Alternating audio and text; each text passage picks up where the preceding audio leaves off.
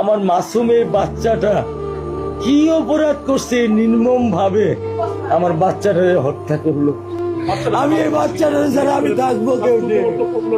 এই 8 বছরের মাসুম একটা বাচ্চা কি অপরাধ, আমি এই কলজাটা ছাড়া আমি থাকবো কেমনি?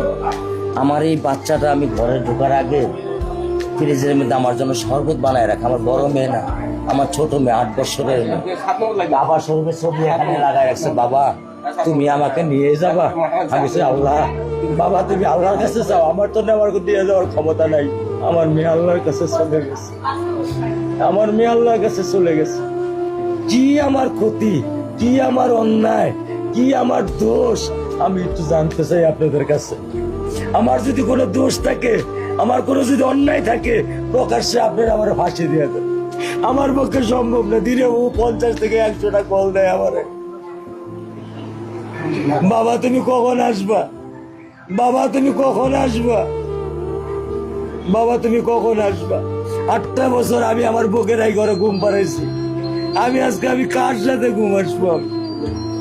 আমি কি দিয়ে মনে সান্ত্বনা দিব? আমার অপরাধ কি?